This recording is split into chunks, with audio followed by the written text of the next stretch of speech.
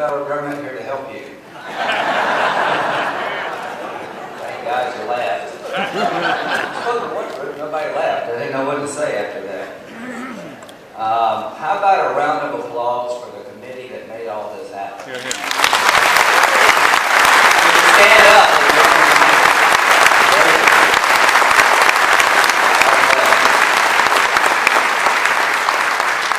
And Bill, that's the best introduction you could have ever given. Thank you very, very much. I appreciate it.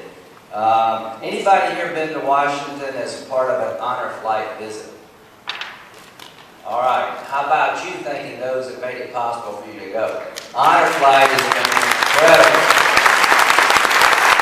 To our business community, to those that made the airlines that made the honor flight visits possible, I really appreciate it. To all those in elected office, stand up.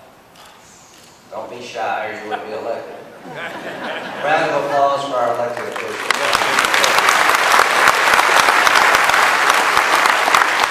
If you don't have a keychain, Joe Wilson will give you one before this day is over. Thank you for coming, Joe, and to Alan and your son. The Wilson family has 4 sons, all of them served in the military. That says all you need to know about Joe and his family. Remembering without rededication is just nostalgia without a purpose. We're not here to be nostalgic today. We're here to say thank you. We're not here to just look back. We're here to look forward. What can we learn from our Korean War veteran? We can learn a lot if you'd like. What can we learn from the Korean War itself? Never believe that war is over, because it really never is. Because there will always be somebody out there. One of these isms, communism, radicalism, somebody's got to fight these isms that rear their heads. Why the Korean War?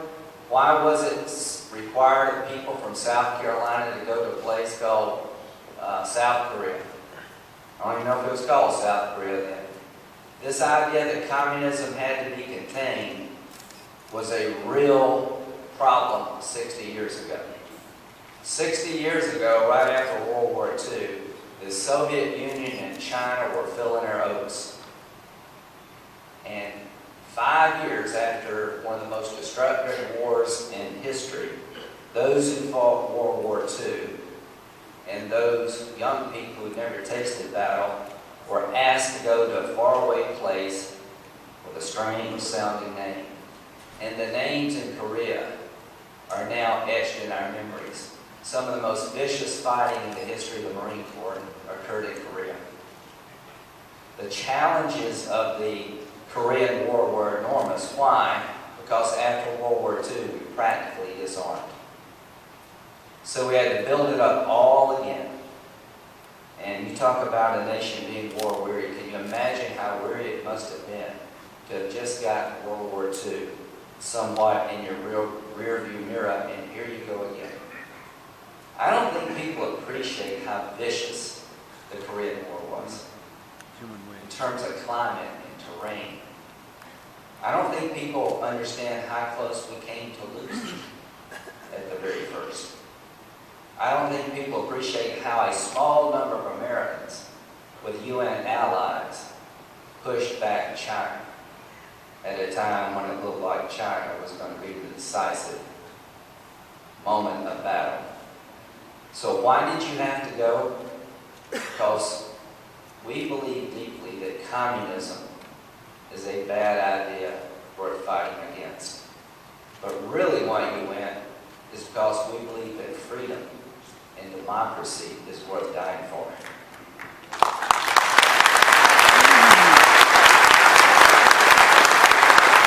You know, our enemies of the day cherish dying.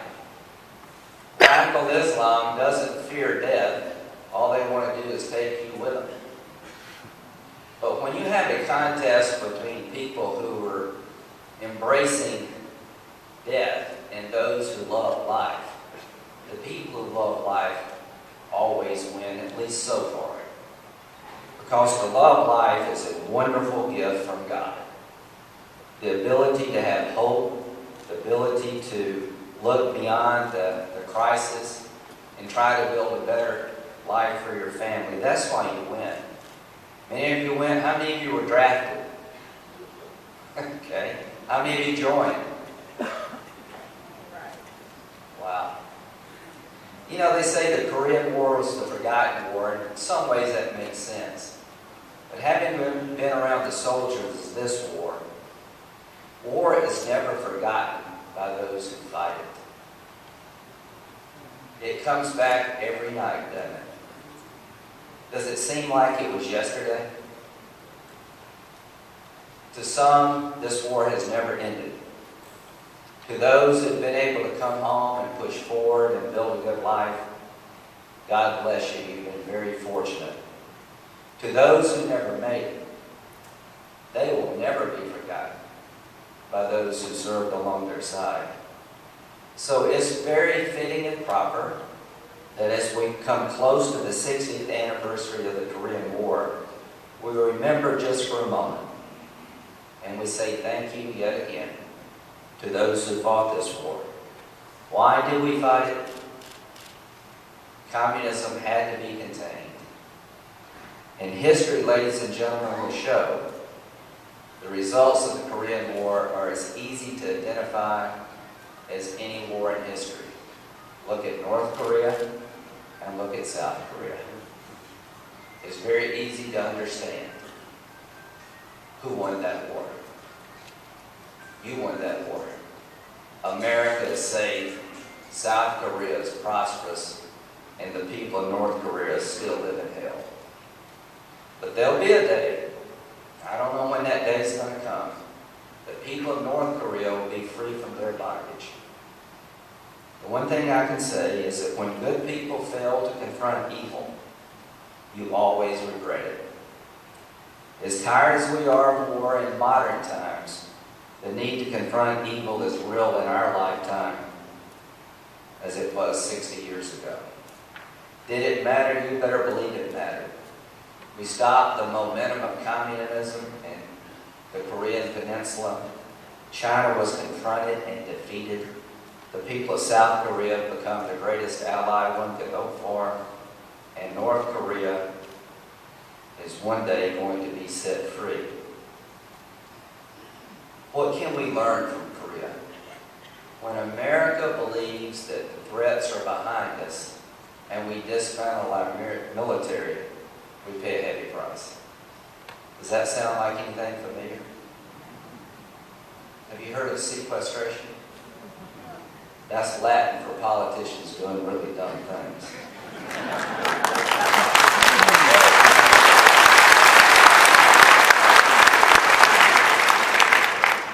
So the lessons of Korea are alive and well today, 60 years later.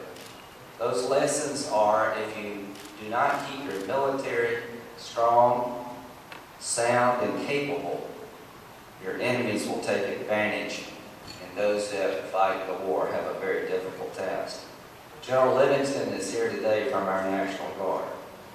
Since 9/11, our National Guard in South Carolina has been deployed more than any other time since World War II. So I want to acknowledge General Livingston and the South Carolina National Guard. You're the best in the nation. Thank you very much.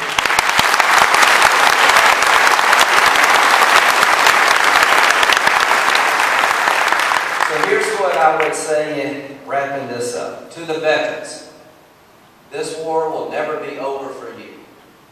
Anyone who's been in combat, who's seen a buddy dismembered, who's experienced the thought that this may be my last day on earth, that sticks with you forever. But it certainly can make you better. To the Korean War generation, thanks for coming back home and building a strong America where a guy like me can prosper, and the rest of us. Can you imagine if we'd lost in Korea? Can you imagine how the world would have been if you had lost that war? It would have been a nightmare for us all. As to the moment we live in, how many of you here believe that radical Islam would kill us all if they could? Good answer. The reason 3,000 Americans have been killed since 9/11 and beyond on our homeland, is that they can't get the weapons to kill 3 million of us. If they could, they would. So remembering without rededication is a mistake. So we're here today to say thank you to the Korean War veteran, to remember your service, and to celebrate your accomplishment of containing communism at a time when it had to be contained. You won that war, and let no one tell you otherwise.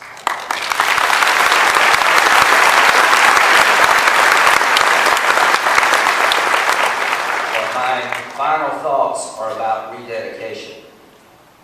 If you cannot learn from a war, that is the worst tragedy of all. To have sent people away, to never come back home, to become broken in body and spirit, and to have learned nothing would be the ultimate disrespect. I have learned a lot from the Korean War. It has helped me become a better senator. What have I learned? That if America doesn't stand up to evil and doesn't lead, no one else will. I've learned there's no substitute for the American military because they're the best in the world. I have learned that you have to ask people to do hard things, but you need to have their back. I have learned that Congress, in the modern times in which we live, we need to up our game to help the veteran. We need to do more.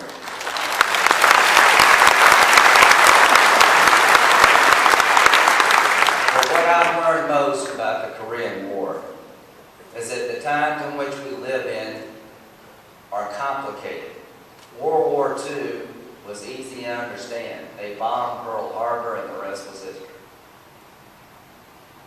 The Korean War was a little more difficult enterprise to understand, but equally important. 9/11 is in our rearview mirror. It's been over a dozen years ago. And here's what I fear. That we're making the same mistakes today that we did right after World War II, going into the Korean War. I worry about that. My biggest fear as your senator is that we're going to wake up one day and the Iranians are going to have a nuclear weapon. Do you believe that's what they're trying to do? I do too. They're not trying to build a peaceful nuclear power plant at the bottom of a mountain. They're trying to get a nuclear capability because they believe if they can get that nuclear capability, that regime will survive. Here's the problem for us. If they get that nuclear capability, everybody else in the Mideast, the Sunni Arabs, will not let the Shia Persians have a nuclear weapon to hold over their head. And we're marching down the road to Armageddon as I speak. We don't have years to wait. Did anyone see the Israeli Prime Minister on Face the Nation Sunday? He said his number one problem, his number one issue, was the fear that the Iranians are very close to a nuclear weapon and he will not let that happen without a fight. So when the Jewish people say never again, they mean it.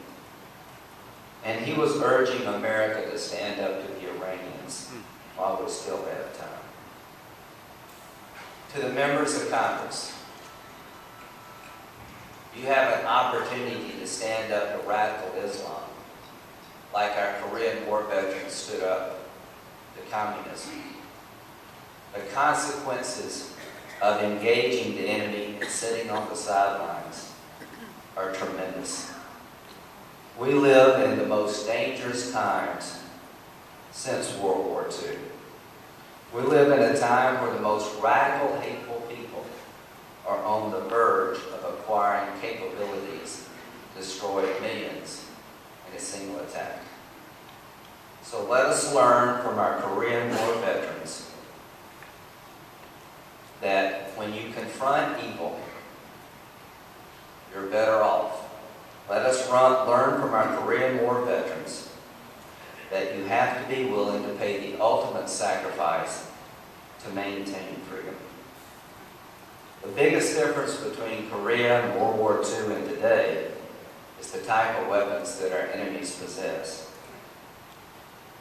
And one key difference is that today, no one is drafted.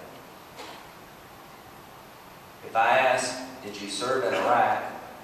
Did I ask if you served in Afghanistan, Somalia, you name the locale, how many of you were drafted?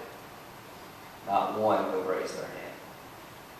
So ladies and gentlemen, as we close out a ceremony that's been long overdue, celebrating the Korean War veteran and the accomplishments on behalf of liberty and freedom, and to give you a long overdue moment in the sun, let us rededicate ourselves as a nation to learning from Korea and making sure that this generation that we're sending to faraway places with strange sounding names, that 100 years from now, 60 years from now, they will never even mention the idea that the American military was forgotten.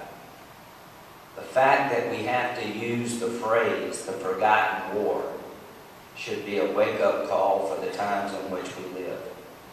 To the Korean veteran, not only did you contain communism when it was on the march, not only did you leave a legacy called South Korea, you've given a model for people who serve today.